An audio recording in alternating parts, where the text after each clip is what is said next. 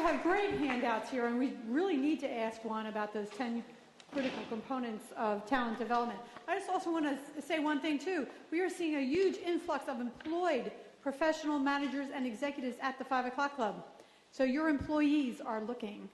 And so you really want to take to heart some of these hints that you're getting from our panels today. The handouts are terrific. Wendy Lazar's, this is her handout. You might want to pull that one out now. Wendy Lazar was speaking at this panel recently. She's a partner and co-head of Alton and Golden's Executives and Professionals Practice Group. They represent employees and executives, both incoming and outgoing, in the employment process. So start taking notes, because remember that you're part of the panel too. We want to hear about your experiences. We want to hear what you're doing in your companies. We want to hear your responses to the panel. So take it away, Wendy. Let's give her applause.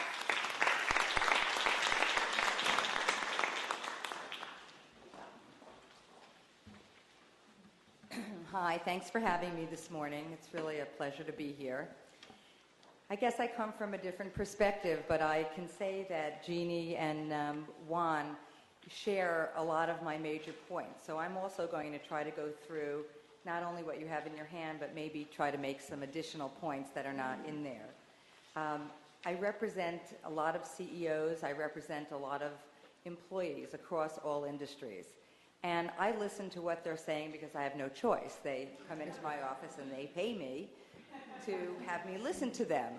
But you know, today is really a great opportunity for me to share with you some of the things that I'm hearing rather than lecturing you on what the law is, which is what I'm usually doing up here.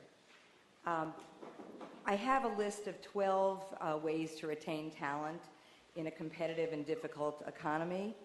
And I think it's a really difficult time. I'll just say in general that, you know, we're looking at employees and executives at all different ages and stages, as Juan was saying, who really want security because of the economy. On the other hand, they also want flexibility because I think they're not all that secure that this one job is going to be the job that they keep for the next 5 or 10 years.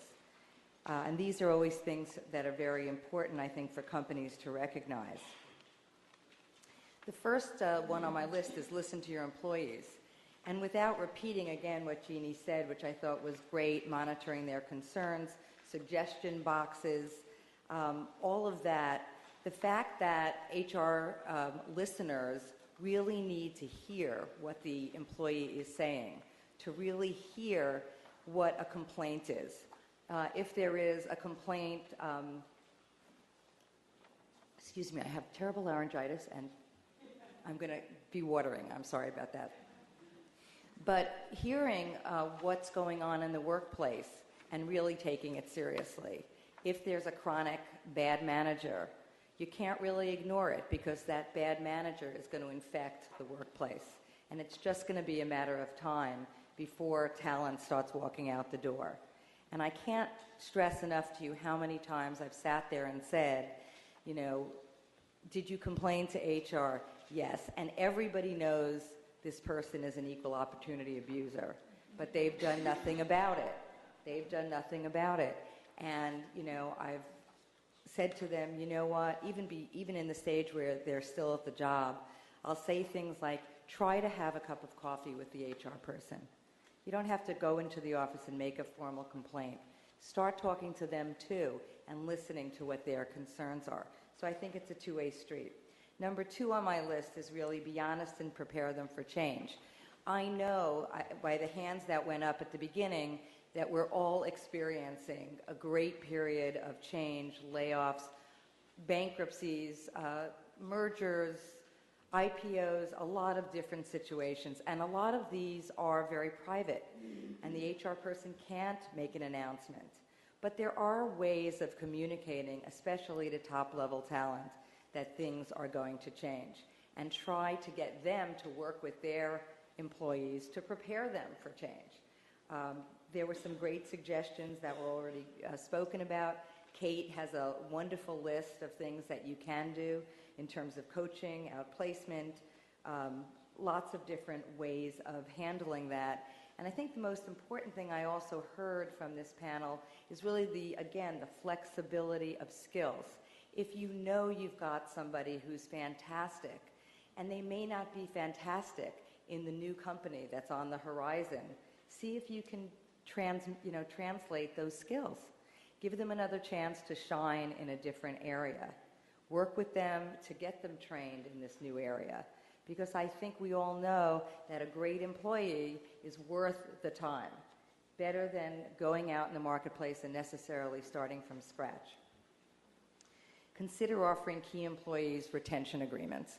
I negotiate these all the time. It's hard to think about that in a down economy. Why would a company be spending money to engage someone to stay when they don't have a lot of extra cash lying around? All I can tell you is it was a very successful way of keeping talent in the 80s and 90s during the mergers and acquisitions.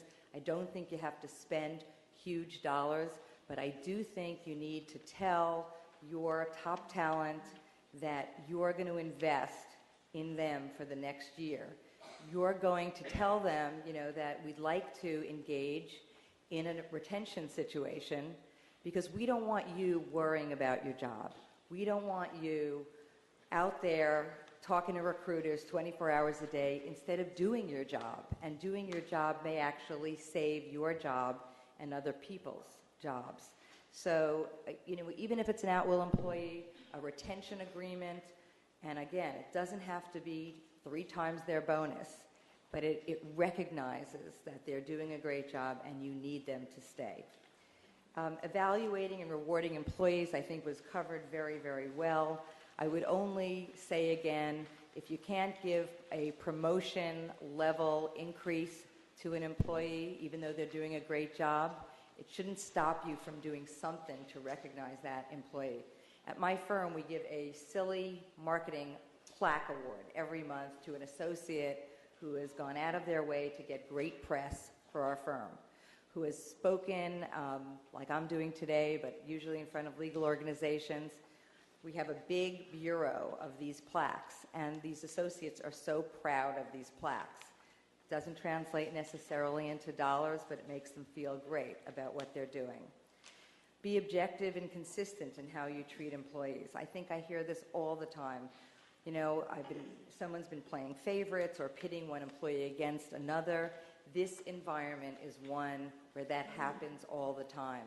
I would argue with you all today that team playing is a whole lot more productive than picking off the most talented and the highest producers.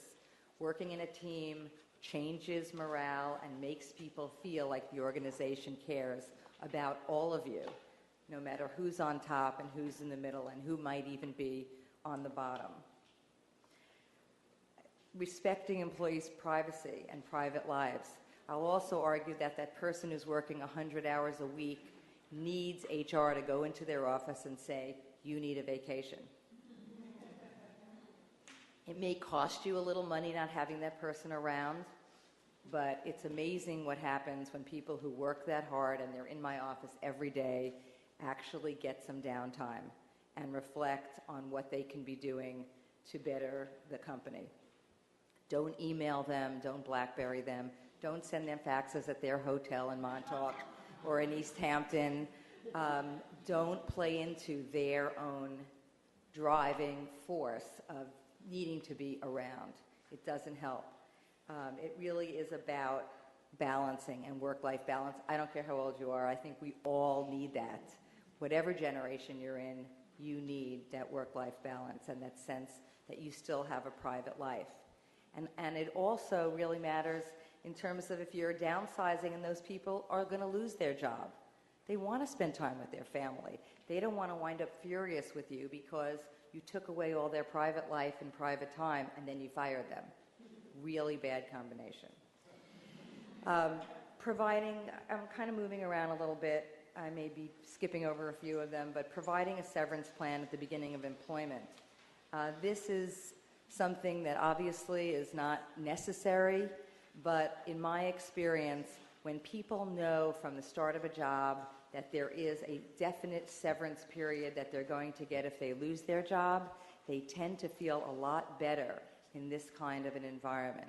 I have wives and husbands calling me all the time saying, should my husband or should my wife take this job even though she doesn't, they're not getting severance. And it's a tough one for people. Again, they want flexibility, but they also want to know they have a little bit of protection. And again, I think it's easier to negotiate that at the beginning or have a plan that's across the board based on tenure and seniority. That really makes some sense. I think I skipped over one of my favorites, which is if you need to terminate employees, play it straight. I think if you hear anything that I'm telling you today, this is the one to really hear. I have been doing this for 16 years.